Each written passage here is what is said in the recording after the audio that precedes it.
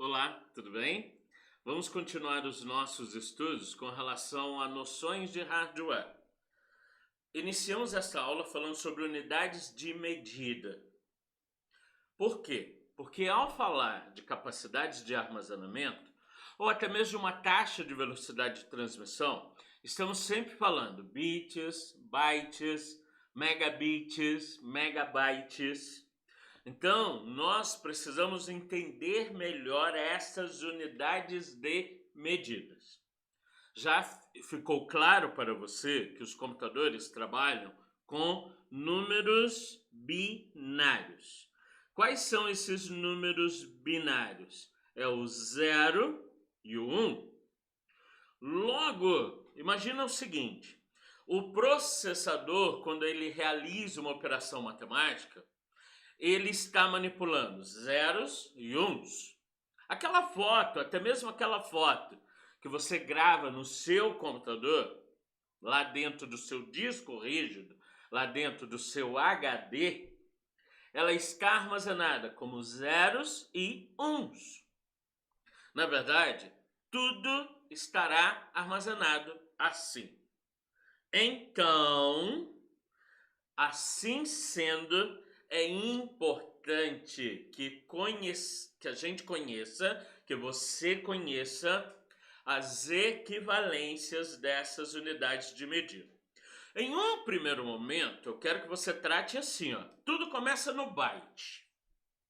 B maiúsculo. Se você for representar o byte, aí é um B maiúsculo, tá bem? Aí depois do byte, a gente vem para o kilobyte. Depois, megabyte, gigabyte, terabyte, petabyte. Então, as unidades de medida, elas têm este crescente. Byte, kilobyte, megabyte, gigabyte, terabyte, petabyte. Um byte, agora fica melhor ainda, ó. Um byte equivale a 8 bits. Professor, isso eu já sabia. Legal. Mas faz uma tabela com essas informações que eu vou te passar e começa pelo byte ali, ó. 1 byte, 8 bits. Depois, 1 kilobyte. 1 kilobyte é o mesmo que nós colocarmos assim, ó. É 2 elevado a 10 bytes. Que nós vamos ter 1024 bytes. Poderá acontecer na sua prova que nós teremos que fazer a conversão. Então, na hora de fazer a conversão, não vai tratando simplesmente como 1 kilobyte equivale a 1000 bytes. Não vai tratando assim não, né? Faz a continha certinha. 1 kilobyte equivale a 1024 bytes. Tá bom? Continuando. 1 megabyte. 1 megabyte é o mesmo que 2 elevado a 20 bytes. Então, 1 megabyte equivale a 1024 kilobytes.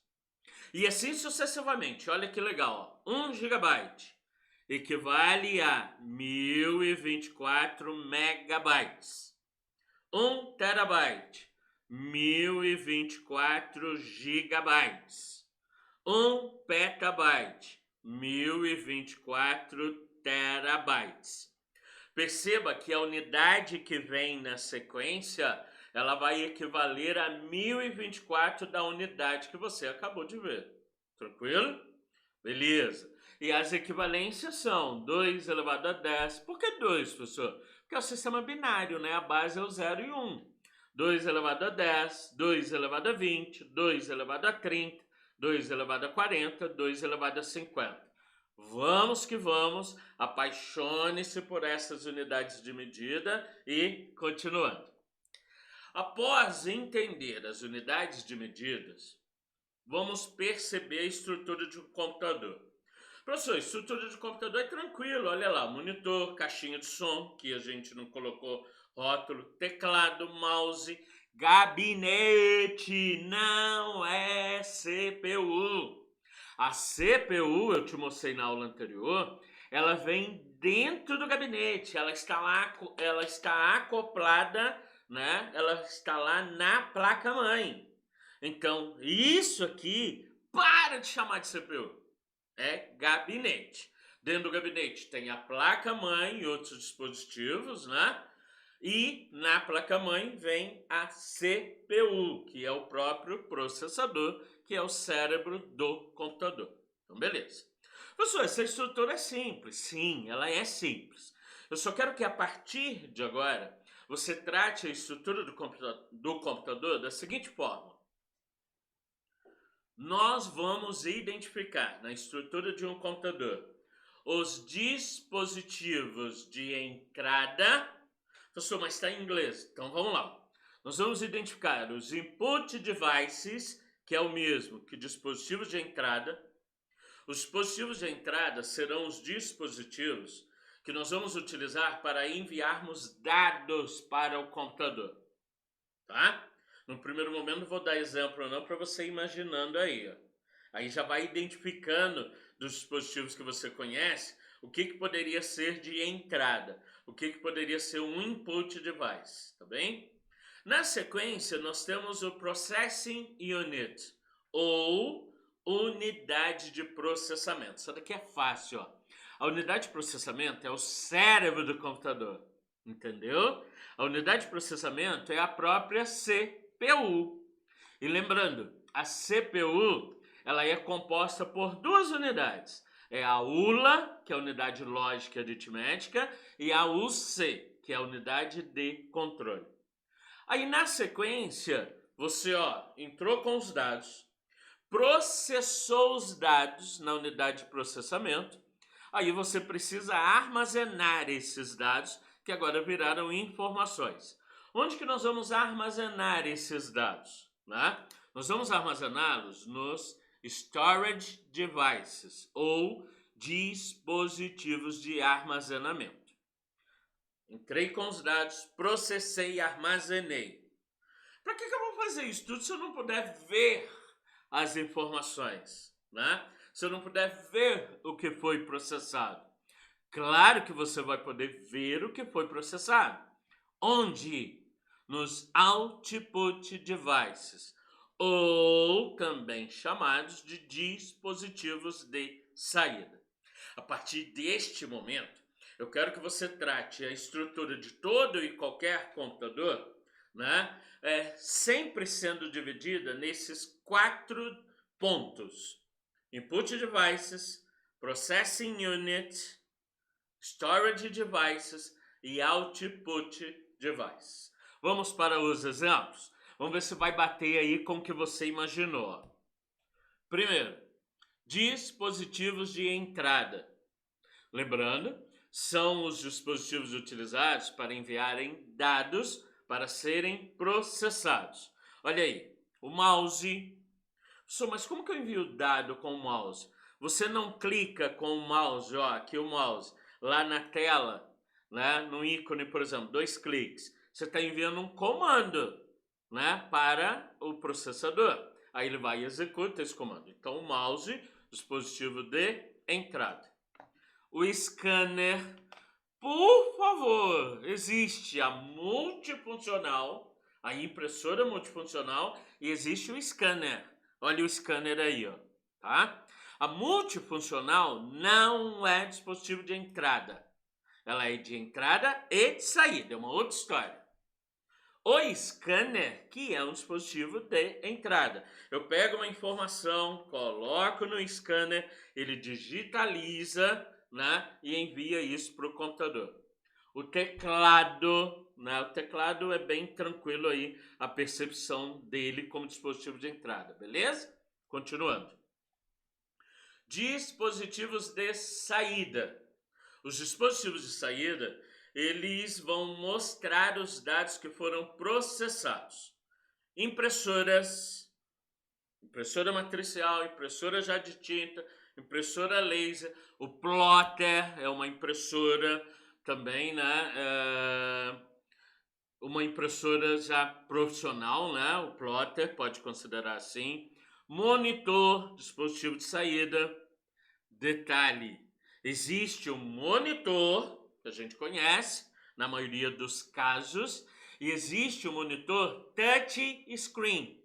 Professor, o que seria touch screen? Seu celular. Você não toca na tela para enviar comandos, né? Existem monitores que você toca direto na tela. Monitor apenas, dispositivo de saída. Monitor touch screen é o dispositivo de entrada e de saída. Professor, então tem mais uma classificação, né? São os dispositivos de entrada, dispositivo de saída e os dispositivos de entrada e saída. Nós trouxemos dois aqui para iniciar os seus estudos. Ó, monitor touch screen, entrada e saída, e impressora multifuncional, é entrada e saída. A impressora multifuncional, ela tem scanner, ela tem impressora. Impressora, saída. Scanner, entrada. Então, a multifuncional são os dois dispositivos, beleza? Agora, uma dica primordial. Você precisa saber, e por isso que nós começamos com o esquema em inglês, que dispositivo de entrada e saída poderá aparecer na sua prova como dispositivo. Olha aqui, ó. I barra O. Professor, mas da onde?